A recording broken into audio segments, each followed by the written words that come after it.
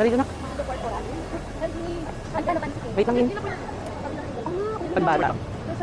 Ay, yung passport na tapos kami. Tapos yung picture. Dalawa lang. Galing. Ang laban. Pwede kumain ka. Oh, doon sa inupuan natin. If you are going to the city, please go to the ground transport desk at the arrival waiting hall to take the limousine services. Ayan, tingin nga. Di ko alam gusto mo. Ano yun? Laglag, put it back. No. Not that. This one. Expensive. Uy, dukot ka ng dukot. Ano nga dyan? Ano dyan?